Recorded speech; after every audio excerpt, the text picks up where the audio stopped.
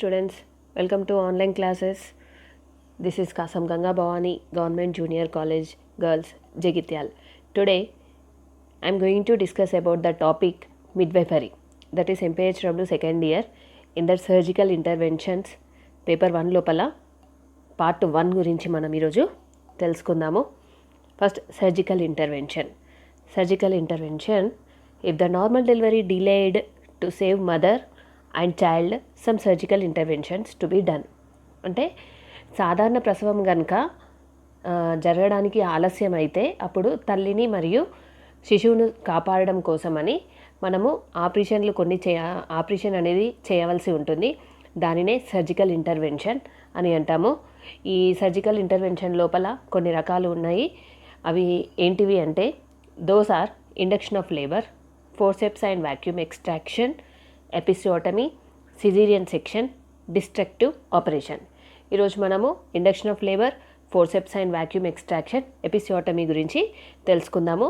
Next part 2లో caesarean section and destructive operation గురించి తెలుసుకుందాము. ఇందులో first one induction of labour అంటే ప్రసవంను ప్రేరేపించుట. డెఫినేషన్ వచ్చేసి induction of labour is defined as a process of artificial initiation of uterine contractions after the age of foetal viability and before spontaneous onset of labour with aim of achieving cervical effacement and dilation leading to vaginal delivery. అంటే induction of labour అనేది ఇది ఒక ప్రక్రియ. ఏంటిది అంటే మనము delivery అనేది కావడానికి అంటే గర్భవతి ప్రసవించడానికి గర్భాశయం లోపల కొన్ని కదలికలు అనేవి రావడం జరుగుతుంది. ఆ కదలికలనే నొప్పులు అని కూడా అంటారు. ఇది శిశువు సంరక్షితంగా పుట్టడానికి, ప్రసవం తొందరగా జరగడానికి మనము ప్రసవంను ప్రేరేపించడం అనేది జరుగుతుంది. దానినే ఇండక్షన్ ఆఫ్ లేబర్ అని అంటారు. నెక్స్ట్ ఇండికేషన్స్ అంటే ఈ ప్రసవంను ప్రేరేపించడానికి గల కారణాలు: severe PET, eclampsia, severe hypertension, chronic nephritis, post maturity, elderly primi, diabetes mellitus, APH, abruptio placenta, minor degrees of placenta praevia, foetus abnormalities, history of IUD, gross hydramnios, nephritis, IUD, hydatidiform mole. Severe PET అంటే గర్భవాతము లేదా గుర్రపు వాతము అంటే ప్రెగ్నెన్సీగా ఉన్నప్పుడు కనుక BP ఎక్కువైతే గర్భవతికి fits వచ్చే అవకాశం ఉంటుంది. దానినే పీఈటీ మరియు ఎక్లాంషియా అని కూడా అంటారు. సివియర్ హైపర్ టెన్షన్, బీపీ అనేది ఎక్కువగా పెరగడం, క్రానిక్ నెఫ్రైటిస్, మూత్రపిండ వ్యాధులు, మూత్రపిండానికి సంబంధించిన అవయవాల లోపల అంటు అనేది కలగడం, పోస్ట్ మెచ్యూరిటీ అంటే మామూలుగా గర్భము అనేది 40 వారాలు కొనసాగే ప్రక్రియ. ఈ 40 వారాల కంటే కూడా ఎక్కువ రోజులు గర్భం కనుక నిలవడాన్ని పోస్ట్ మెచ్యూరిటీ అని అంటాము. ఎల్డర్లీ ప్రైమీ, డయాబెటిస్ మిలిటస్ అంటే షుగర్ వ్యాధి, ఏపీహెచ్ యాంటీపార్టమ్ హెమరేజ్ అంటే డెలివరీ కంటే ముందే రక్తస్రావం జరగడాన్ని ఏపీహెచ్ అని అంటాము. అబ్రప్షియో ప్లాసెంటా అంటే ప్లాసెంటా విడిపోవడం, minor degrees of placenta praevia, పిండానికంటే ముందు మావి అనేది వెజైనా దగ్గర ఉండడాన్ని ప్లాసెంటా ప్రీవియా అని అంటాము. ఫీటస్ అబ్నార్మాలిటీస్ అంటే పిండం అనేది సహజంగా ఉండకపోవడం, గ్రాస్ హైడ్రోమ్నియాస్ ఉమినీరు అనేది ఎక్కువగా ఉండడం, నెఫ్రైటిస్ మనం తెలుసుకున్నాం కదా మూత్రపిండానికి అంటు రావడం, ఐయుడి ఇంట్రాయూట్రైన్ డెత్ అంటే ఇంతకుముందు డెత్ అయినా కానీ లేదా ఇప్పుడు లోపల పిండం కనుక డెత్ అయినా కానీ అంటే పిండం కనుక చనిపోయినా కానీ గర్భాశయం లోపల కదలికలు అనేవి జరగవు. సో చనిపోయిన పిండాన్ని తీసివేయడానికి కూడా ఈ లేబర్ని ప్రోత్సహించడం అనేది జరుగుతుంది. హైడాటిడిఫామ్ మోల్ అంటే ఇది గర్భము అనేది కాదు, అంటే గర్భంకి సంబంధించిన చిహ్నాలే ఉంటాయి కానీ గర్భము అనేది ఉండదు.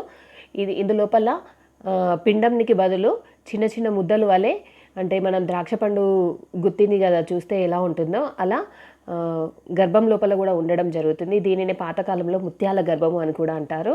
ఈ ముత్యాల గర్భంని తీసివేయడానికి కూడా ఈ ఇండక్షన్ ఆఫ్ లేబర్ని ఎంచుకోవడం అనేది జరుగుతుంది. Next types of induction labour. ఈ ప్రసవంని ప్రేరేపించుట అనేది 2 రకాలుగా ఉంటుంది. మెడికల్ ఇండక్షన్ అంటే మందుల ద్వారా ప్రేరేపించడం, సర్జికల్ ఇంటర్వెన్షన్ కోత ద్వారా అంటే ఇన్సిషన్ అనేది చేయడం ద్వారా. ఫస్ట్ మెడికల్ ఇండక్షన్ గురించి తెలుసుకుందాము. To induce labour, oxytocin drip is used to ripen the cervix. Syntocin or pitocin is an oxytocic drug that stimulates the contractility of the uterine muscle to accelerate the process of labor. ఇందు లోపల ఏంటి అని అంటే ప్రసవంని ప్రేరేపించడానికి oxytocin drip అనేది పెట్టడం జరుగుతుంది. ఈ ఆక్సిటోసిన్ని సింటోసిన్ లేదా పిటోసిన్ అని కూడా అంటారు. ఇది గర్భాశయం లోపల కండర సంకోచ వ్యాకోచంల కోసమని ఈ డ్రగ్ని యూజ్ చేయడం అనేది జరుగుతుంది. For induction of labor, 2 to 5 units in a pint of 5% dextrose may be used while in postpartum hemorrhage. A dose of 5 to 10 units may be necessary. ఇది 2 నుండి 5 యూనిట్ల వరకు మనకి సెలైన్ ఉంటుంది కదా, 5% డెక్స్ట్రోజ్ సెలైన్. ఆ సెలైన్ లోపల ఈ మందును కలిపి వాడడం అనేది అంటే గర్భవతికి ఎక్కించడం అనేది జరుగుతుంది. Oxytocin acts directly on myometrium and stimulates and improves uterine contractions in strength. Duration and frequency pregnant uterus near term is more sensitive and responsive to syntocin than before term. అంటే ఇది ఆక్సిటోసిన్ అనేది ఏ విధంగా పనిచేస్తుంది అని అంటే గర్భాశయం లోపల 3 పొరలు ఉంటాయి. Endometrium, myometrium and perimetrium. ఇందులోపల గర్భాశయం లోపల మధ్య పొరని మయోమెట్రియం అని అంటారు. ఇది చాలా దళసరిగా ఉంటుంది. దీనివల్లనే గర్భాశయం లోపల సంకోచ వ్యాకోచాలు అనేది రావడం జరుగుతుంది. సో ఈ డ్రగ్ అనేది ఈ మయోమెట్రియం మీదనే ఎక్కువగా పనిచేసి సంకోచ వ్యాకోచాలు అంటే నొప్పులు అని కూడా అంటారు కదా, ఈ నొప్పుల యొక్క బలము అంటే ఎక్కువగా గట్టిగా నొప్పులు రావడం, అంతేకాకుండా నొప్పులు వచ్చే వ్యవధి అనేది ఎక్కువగా ఉండడం, నొప్పికి మధ్య వ్యవధి అనేది తక్కువగా ఉండేలా ఉంటుంది. అంతేకాకుండా ఫ్రీక్వెంట్గా అంటే తరచుగా నొప్పులు అంటే ఒకటేసారి ఫ్రీక్వెంట్గా రావడం వల్ల ఏమవుతుంది అంటే పిండము బయటకి తోసి నార్మల్ లేబర్ అయ్యే అవకాశం ఎక్కువగా ఉంటుంది. కాబట్టి దానికోసమని ఈ డ్రగ్ని యూజ్ చేయడం అనేది జరుగుతుంది. Next indications. ఈ ఇండక్షన్ ఆఫ్ లేబర్ అంటే ఈ డ్రగ్ యూజ్ చేయడానికి గల కారణాలు ఏంటి అంటే ఎందుకులకు ఉపయోగిస్తాము అంటే early in pregnancy for the purpose of evaluation of uterus in case of abortion and hydatidiform mole. In late pregnancy to induce labor in various conditions. During labor to augment or accelerate labor. Example, hypotonic uterine action. To control bleeding in post-aborted hemorrhage and postpartum hemorrhage.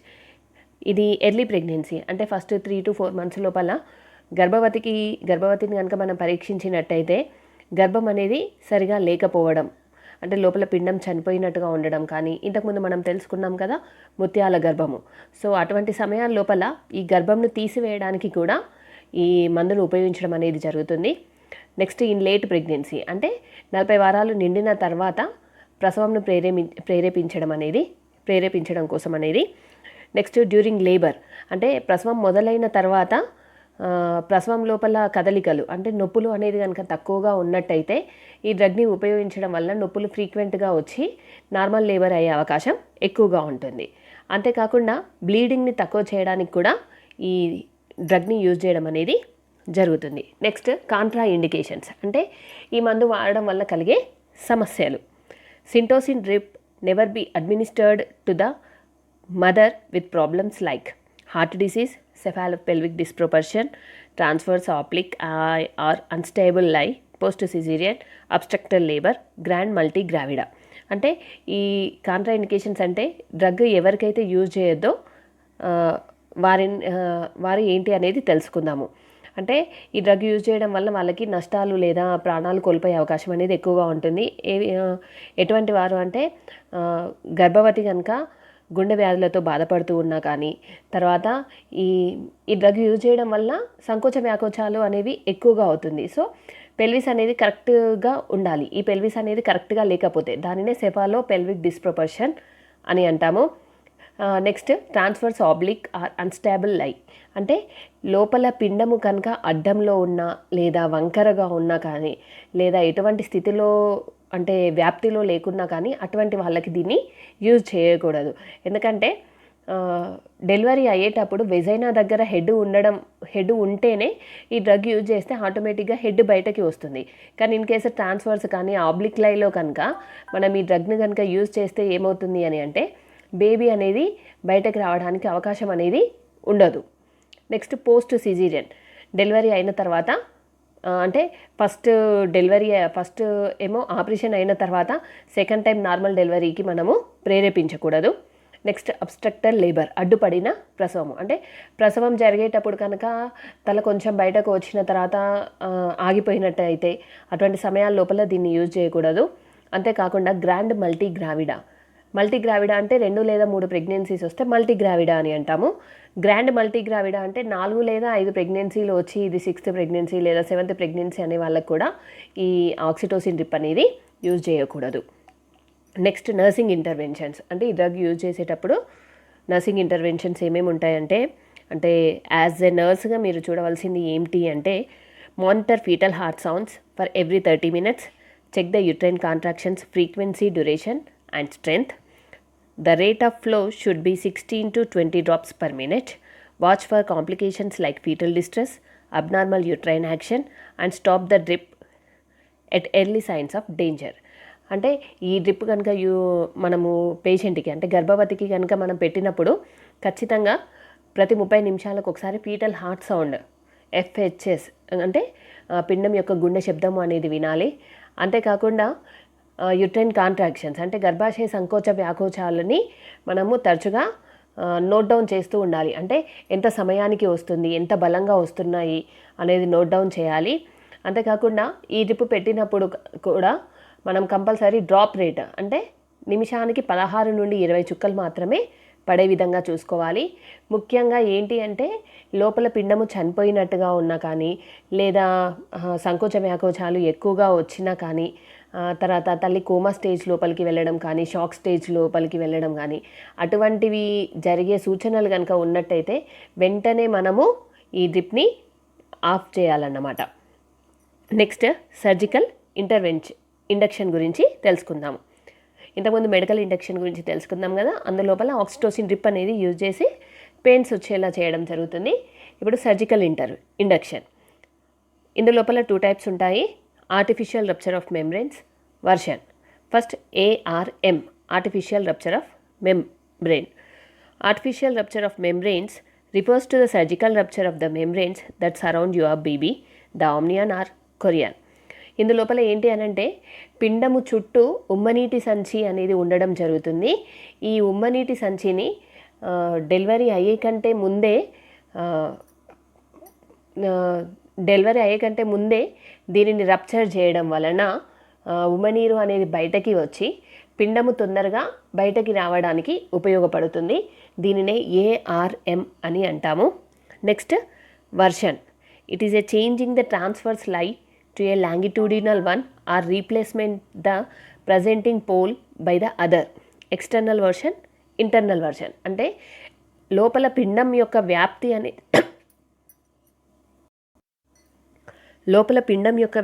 అనేది transfers లై అంటే అడ్డు వ్యాప్తిలో ఉన్నా కానీ లేదా లాంగిట్యూడినల్లో ఉన్నప్పుడు కనుక breach ప్రజెంటేషన్లో ఉన్నప్పుడు కానీ దీనిని యూజ్ చేయడం అనేది జరుగుతుంది. ఇది 2 రకాలుగా ఉంటుంది, external version and internal version. First external version. External version is a process by which a breech baby can sometimes be turned from buttocks or foot first to head first. It is a manual procedure that is recommended by national guidelines for breech presentation of a pregnancy with a single baby in order to enable vaginal delivery. ఇందు లోపల కనుక మనం చూస్తున్నట్టయితే first మనం ఇక్కడ 3 images కనిపిస్తున్నాయి కదా, అందులో first ఇమేజ్ని కనుక చూసినట్టయితే పిండం యొక్క తల అనేది పైనకి ఉండడం జరుగుతుంది, బ్రీచ్ అనేది వెజైనా దగ్గర ఉన్నది.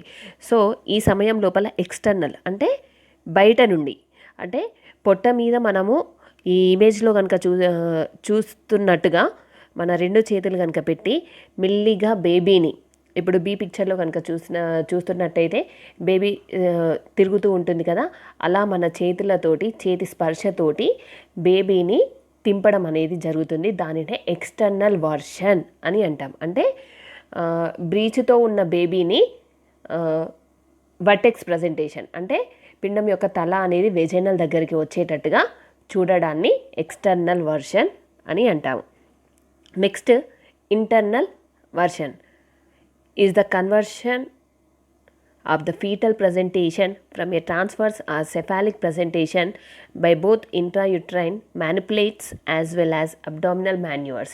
అంటే ఇందు లోపల ఏంటి అని అంటే వీలైనంత మట్టుకు ఇంటర్నల్ అంటే లోపల చేతులతో పెట్టి మెల్లిగా ట్రాన్స్ఫర్స్ లైన్ నుండి సెఫాలిక్ ప్రజెంటేషన్ వచ్చేంత వరకు కూడా మనము మ్యానిపులేట్ అంటే చేతుల ద్వారా చేయడం అనేది ఉంటుంది. దానినే ఇంటర్నల్ వర్షన్ అని అంటాము. ఓకేనా. నెక్స్ట్ ఫోర్సెప్స్ డెలివరీ గురించి తెలుసుకుందాము. Forceps delivery is a method of vaginal extraction of the fetus when presenting part is vertex face by applying mid or low or high forceps. The forceps has fenestrated blade with cephalic and pelvic curve, shank, lock, handle, fixation screw and axis traction rod. ఈ forceps delivery అని అంటే ఇక్కడ మనకి ఇవి ఇమేజ్లో కనిపిస్తున్న వాటిని forceps అని అంటాము. ఇవి కొంచెం స్పూన్ ఆకారం లోపల చెంచా ఆకారం లోపల ఉండడం జరుగుతుంది. ఈ ఫోర్సెప్స్ డెలివరీని మనం ఎప్పుడు చేస్తాము అంటే పిండం యొక్క తల అనేది వెజైనా దగ్గర ఉన్నప్పుడు మాత్రమే దీనిని అనేది ఉపయోగించాలి. ఇందులోపల 3 రకాల ఫోర్సెప్స్ ఉంటాయి, మిడ్, లో, హై ఫోర్సెప్స్ అని. ఈ ఫోర్సెప్స్ అనేవి బ్లేడ్ని ఇప్పుడు మన ఇమేజ్లో కనుక చూసినట్లయితే పైన ఉన్న భాగాన్ని బ్లేడ్ అని అంటాము. ఈ బ్లేడ్ ఉంటుంది. అంతేకాకుండా షాంక్ ఉండడం కానీ తర్వాత లాక్ అంటే ఈ హ్యాండిల్స్ అనేది లాక్ చేయడం. కింద పార్ట్ కనుక చూసినట్టయితే మీకు హ్యాండిల్ అనేది ఉంటుంది. అంటే ఇక్కడ మనము 2 చేతులు పట్టుకొని ఈ పక్కన ఇమేజ్లో కనుక చూస్తున్నాం చూసారా ఫోర్సెప్స్ బర్త్ అనే ఇమేజ్ లోపల ఇందులోపల ఫోర్సెప్స్ అనేవి పిండం యొక్క చెవు దగ్గర వరకు పెట్టి ఈ లాక్ అనేది చేసి ఈ ఫోర్సెప్స్ని లాక్ చేసి స్క్రూ అనేది పెట్టేసి మెల్లిగా తలని బయటకి లాగడం అనేది జరుగుతుంది. దీనినే ఫోర్సెప్స్ బర్త్ అని అంటారు. నెక్స్ట్ వచ్చేసి indications: PIH, anaemia, ఎక్లాంప్షియా, heart diseases, hypertension, maternal distress, prolonged second stage, face presentation after coming head to breech, conditions for forceps delivery, no cephalopelvic disproportion, absent of membranes, active uterine contractions, engaged head, empty bowel and bladder. ఇది ఏ పరిస్థితుల్లో మనం చేయాలి అని అంటే PIH, pregnancy induced hypertension, అంటే గర్భవతిగా ఉన్నప్పుడు వారికి బీపీ పెరగడంని ప్రెగ్నెన్సీ ఇండ్యూస్డ్ హైపర్ టెన్షన్ అని అంటాము. ఇటువంటి పరిస్థితుల్లో కానీ, ఎనీమియా తల్లి రక్తహీనతతో బాధపడ్డప్పుడు కానీ, ఎక్లాంప్షియా గుర్రపు వాతము, తర్వాత గుండెకు సంబంధించిన వ్యాధులు, బీపీ ఎక్కువగా అవడము, తల్లి కుంగిపోవడము, అంతేకాకుండా second stage prolonged second stage మీకు ఆల్రెడీ తెలుసు. డెలివరీ అనేది 4 స్టేజెస్ లోపల ఉంటుంది. సెకండ్ స్టేజ్ లోపల ఏమవుతుంది అంటే 10 సెంటీమీటర్లు వికసించినప్పటి నుండి బిడ్డ పుట్టే వరకు ఉండే సమయాన్ని సెకండ్ స్టేజ్ అని అంటాము. అంటే ఇదే మెయిన్ స్టేజ్ అన్నమాట. ఇందులోపలనే బేబీ బయటకు రావడం అనేది జరుగుతుంది. సో ఈ బేబీ బయటకు రావడం అనేది చాలా సమయం కనుక తీసుకున్నట్టయితే మనం దీన్ని యూజ్ చేయాలి, ఈ ఫోర్సెప్స్ డెలివరీని. ఫేస్ ప్రజెంటేషన్, ఇది ముఖ్యంగా ఫేస్ ప్రజెంటేషన్స్ అనేవి చాలా రకాలుగా ఉంటుంది. అందులోపల ఫేస్ ప్రజెంటేషన్ కనుక ఉన్నట్టయితే దీనిని యూజ్ చేయాలి. అంతేకాకుండా ఈ హెడ్ ఆఫ్ బ్రీచ్ అంటే ఈ బ్రీచ్ ప్రజెంటేషన్లో కూడా దీన్ని మనం యూజ్ చేయొచ్చు. నెక్స్ట్ ఫోర్సెప్స్ డెలివరీ లోపల ఏంటి అంటే ఈ కండిషన్స్ అంటే ఫోర్సెప్స్ డెలివరీ చేస్తున్నాము అని అంటే తల్లికి కొన్ని ఉండకూడదు. ఏంటివి అంటే సెఫాలోపెల్విక్ డిస్ప్రపోర్షన్, అంటే తన యొక్క పెల్విస్ కూపకం అనేది సరైన స్థితిలో ఉండాలి. తర్వాత ఎటువంటి మెంబ్రెయిన్స్ కూడా ఉండొద్దు. అంతేకాకుండా క్రమంగా సంకోచ వ్యాకోచాలు అనేవి వచ్చినప్పుడు, అంతేకాకుండా బౌల్ అండ్ బ్లాడర్, అంటే డెలివరీ కంటే ముందు తప్పకుండా మనం గర్భవతికి బ్లాడర్ ఖాళీ చేయాలి. అంటే మనము యూరిన్ అనేది ఏది లేకుండా చేయాలి. అంతేకాకుండా మోషన్ ఫ్రీగా ఉండేటట్టుగా మనం ఎనిమా కూడా ఇవ్వడం జరుగుతుంది. ఇటువంటి సమయాల లోపల మాత్రమే ఈ ఫోర్సెప్స్ డెలివరీని మనము ప్రిఫర్ చేయాలన్నమాట. Next contraindications. అంటే ఇది చేయకూడని పరిస్థితులు ఏంటివి అంటే undilated cervix, gross disproportion, non engagement of the head, uterine inertia, brow presentation. ఇది ఎటువంటి సమయాల లోపల చేయకూడదు అని అంటే సర్వీక్స్ అనేది వికసించకపోయినా కానీ, తర్వాత అసమాన పరిస్థితులలో ఉన్నా కానీ, తల అనేది ఎంగేజ్ కాకపోయినా కానీ, నొప్పులు అనేది రాకపోయినా కానీ, తర్వాత మనం ఇంతకుముందే తెలుసుకున్నాం కదా ప్రజెంటేషన్స్ లోపల చాలా రకాల ప్రజెంటేషన్స్ ఉంటాయి అనేది. ఫేస్ ప్రజెంటేషన్లో మాత్రమే ఈ ఫోర్సెప్స్ డెలివరీని మనం ప్రిఫర్ చేయాలి. బ్రో ప్రజెంటేషన్ అంటే కనుబొమ్మలతో వచ్చే ప్రజెంటేషన్ లోపల కనుబొమ్మలతో ఉదయించే అంత స్థితిలో ఉన్నప్పుడు ఈ ఫోర్సెప్స్ డెలివరీని మనం ప్రిఫర్ చేయకూడదు. Next, role of health worker. అంటే ఈ ఫోర్సెప్స్ డెలివరీ మనము ప్రిఫర్ చేసినప్పుడు, ఈ ఫోర్సెప్స్ డెలివరీ చేస్తున్నప్పుడు యాజ్ ఎ హెల్త్ వర్కర్గా మీ యొక్క పాత్ర ఏంటి అంటే, keep ready the required delivery pack, episiotomy tray, obstetric forceps, antiseptic cream, urinary catheter, emergency drugs and baby resuscitation tray. ఇందులోపల ఫస్ట్ ఏంటిది అని అంటే ఇందులోపల ఫస్ట్ హెల్త్ వర్కర్గా ఏంటి అంటే మనము ఈ డెలివరీ చేసే కంటే ముందే డెలివరీ ప్యాక్ రెడీ పెట్టుకోవడం కానీ, తర్వాత ఎపిసోటమీ ట్రేని చిన్న ఆపరేషన్ అని కూడా అంటారు. తర్వాత ఫోర్సెప్స్ దగ్గరగా పెట్టుకోవడం, తర్వాత యాంటీసెప్టిక్ క్రీమ్, యూరినరీ క్యాథిటర్, అంతేకాకుండా ఎమర్జెన్సీ డ్రగ్స్ కొన్నాన్ని. అంటే బేబీ కనుక రిససిటేషన్కి అంటే ఊపిరి ఆడకపోవడం అనేది కూడా జరుగుతూ ఉంటుంది కాబట్టి మనం కృత్రిమ శ్వాస అందించడానికి కూడా ట్రే అనేది అన్నీ రెడీ పెట్టుకోవాలి. Explain the procedure and need for forceps delivery. అంటే మనము ఈ ప్రొసీజర్ ఫోర్సెప్స్ డెలివరీ ఇదంతా కూడా మనము తల్లికి తప్పకుండా మనము చెప్పాలన్నమాట. Bring the mother to the foot end of the table. మనము పేషెంట్ని అంటే గర్భవతిని లిథోటమీ పొజిషన్ లోపల టేబుల్ దగ్గర ఎండ్కి పడుకోబెట్టాలి. అంటే తన యొక్క కాళ్ళు అనేది టేబుల్ దగ్గర ఎండు లోపల ఉండాలి. Have a good source light అంటే వెలుతురు అనేవి ఎక్కువగా ఉండే విధంగా చూసుకోవాలి. అంతేకాకుండా జెంటల్ ఏరియాని టోటల్గా క్లీన్ అనేది చేయాలి. తర్వాత క్యాథిటరైజ్ బ్లాడర్ అంటే మనకి ఇప్పుడు మూత్రాశయానికి ఈ క్యాథిటర్ పైపును వేయడం ద్వారా క్యాథిటర్ నుండే యూరిన్ అనేది ఎంత ఫామ్ అయితే అంత బయటకు రావడం అనేది జరుగుతుంది. అంతేకాకుండా వెజైనల్ ఎగ్జామినేషన్ అనేది చేయాలి. అంటే లోపల ప్రజెంటేషన్ అనేది ఫేస్ ప్రజెంటేషనే ఉందా, ఏ విధంగా ఉంది అనేది మనము తప్పకుండా చూడాలి. తర్వాత మానిటర్ ఫీటల్ హార్ట్ సౌండ్. ఈ ప్రాసెస్ చేసేటప్పుడు కూడా ఎవ్రీ 30 minutesకి ఒకసారి పిండం యొక్క గుండె శబ్దంని తరచూ వింటూ ఉండాలి. తర్వాత ఈ గర్భవతికి కలిగే సంకోచ వ్యాకోచాలని ఎప్పుడు పరీక్షిస్తూ గమనిస్తూ ఉండాలి. అంతేకాకుండా put on the leggings and wrap the vulva, pudendal blocker, anesthesia is given, antiseptic obstetric cream is applied to the blades of the forceps. In between contractions, left forceps is applied first followed by right. After application of the blades are locked when the mother get the contraction. Traction is applied in the downward, forward and upward direction. Support perineum with a pad. When head distance, the perineum episiotomy is to be given.